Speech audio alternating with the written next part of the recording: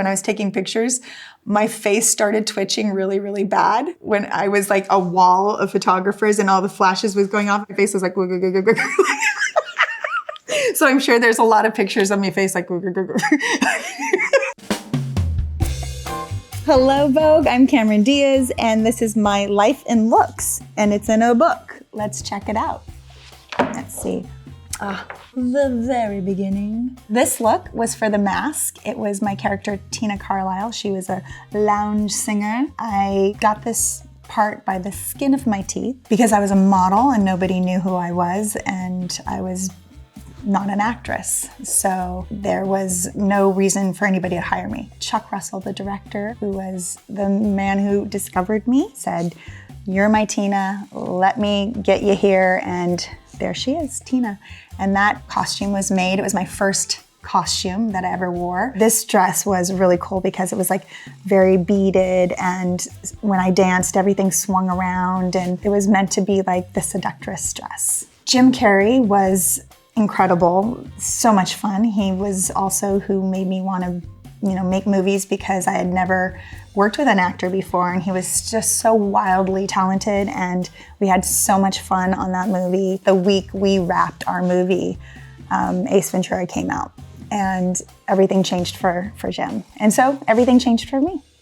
Oh, you guys put these pictures like right in on the pages. It's a lot of work, you guys.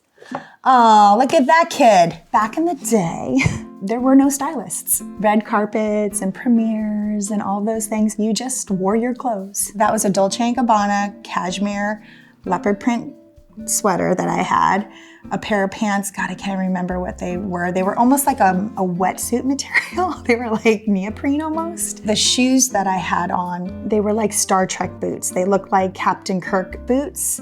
What was the name of that boot, the men's shoes? Floor Shines. They were floor shine boots, and they were men's boots, and I was obsessed with them. So I would wear those with everything. But this was just like an outfit out of my own clothes. And my hair, when I did the cover of Vanity Fair, that day I was at my apartment, and Chris McMillan and I have been friends. The hairstylists have been friends since we were kids, since I was like 17. And I was like, just cut off my hair. And we like cut all my hair off and made it a pixie cut, and then did like a purple toner in it.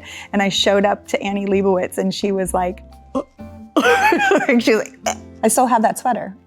I do. I probably have the pants somewhere too. So this is from There's Something About Mary.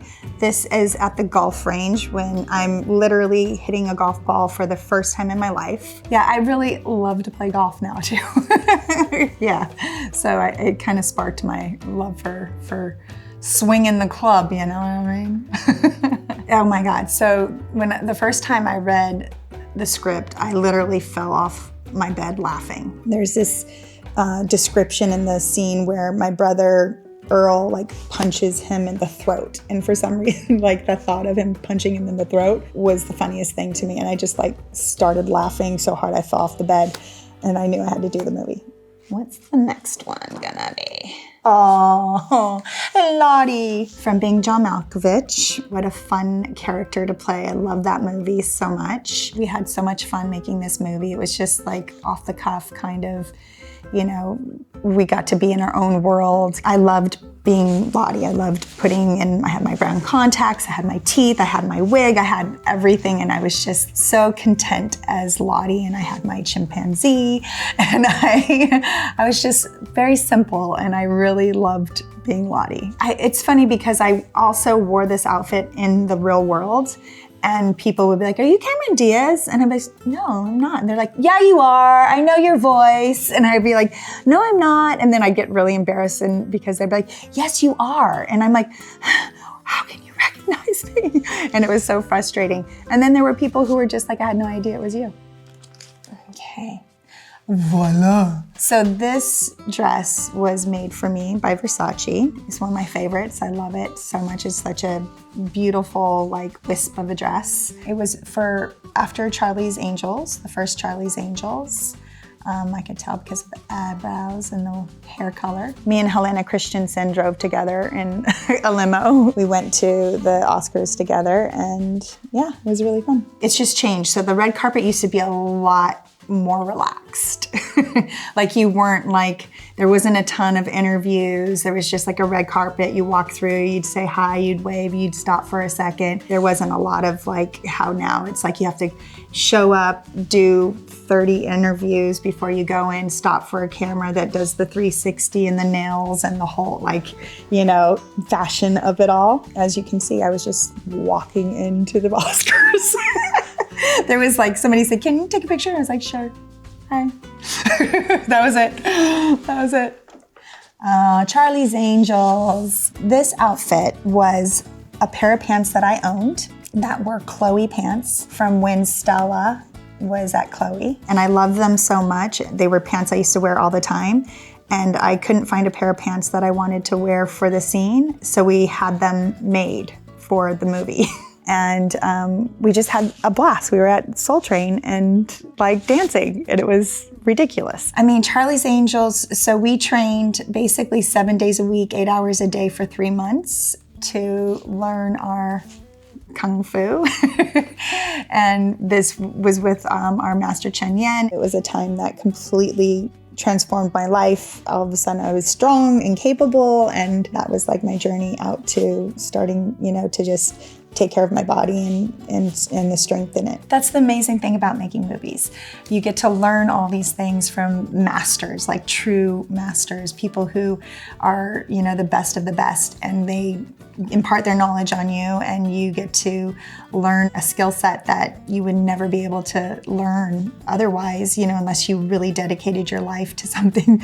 We get to learn it in like a month or two. Of course, we don't know it at that level. We don't know it at their level, but we get a little bit of their magic, and that's really fun to be able to then translate it into the film. So let's see what's next. Aha! This was obviously for the Golden Globes, 2002, nominated for Vanilla Sky. For me, red carpets have always been about like feeling comfortable and like myself. And I am always like, let me be a little underdressed. I feel more comfortable underdressed than overdressed. That's just my vibe. And so this was one of those outfits that I really loved because I was just like, I feel like I'm wearing a t-shirt dress. I did Vanilla Sky and Gangs of New York at the same time. I was filming both movies. I was going between the two. So I was in Italy doing Gangs of New York, and then I would fly back and do Vanilla Sky, and then I'd fly back and do Gangs of New York, and then I'd fly back and do Vanilla Sky, and then I got back to Gangs of New York. And I was working with masters. I was working with Martin Scorsese and Daniel Day-Lewis, and I was working with Tom Cruise and Cameron Crowe, and you know, I was just in the middle of something I felt very, you know, lucky to be a part of. So what's next? There was Jenny from Gangs of New York, which was the most spectacular costumes. Sandy Powell, who is obviously the most iconic costume designer in Hollywood. She made these incredible pieces. It was just such an honor to get to wear. My character was a pickpocketer. That was her way of making a living.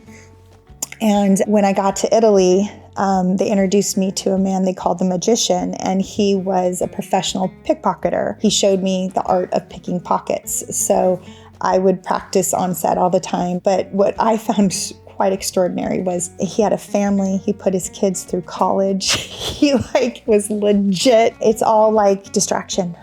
You know, you touch a person one place while you're touching them on another place. So like you put more pressure on one place. It's just like, oh, this arm, you're like this. Well, your other hand's going in here. I haven't practiced them for a while. I'm not boasting any real skill. But at the time, I had a few tricks up my sleeve. Aha, yes. This is from The Sweetest Thing, Christina Applegate, of course. We play best friends in this movie. We had a blast. It was ridiculous. It's funny because it's one of those things where this was a movie written by a woman, directed by a man. And so it was in the spirit of sort of like a women who were more like men than women in the sort of like idea of like relationship, and these girls that didn't want to have, that were just like having carefree and having fun, and get caught up in a little bit of you know, a romance. Oh, by the way, I had to finish Gangs of New York because I was starting this movie. And Martin Scorsese was like, are you really? I was like, Marty, I've been here for 6 months. I love it. I don't want to leave. I love you. I want to stay in Italy. But I have to go do this movie that I've been, I was supposed to do. I'm slated to do. Aha. The Holiday. This was, of course, one of the best wardrobes. Nancy Myers and I spent a whole day in a room full of cashmere. just wall to wall to wall to wall to wall. Everywhere around us was racks and racks of cashmere. And we just went through it and pulled out all these really fun, soft, delicious cashmere outfits. And we had the wardrobe for the holiday, pretty much in a day. Aha! Valentino at the Golden Globes. Beautiful dress. I loved it. It was between this Valentino and another Valentino. I put the other dress on and I went to get into the car and I couldn't sit down. So I went back in and I changed into this dress.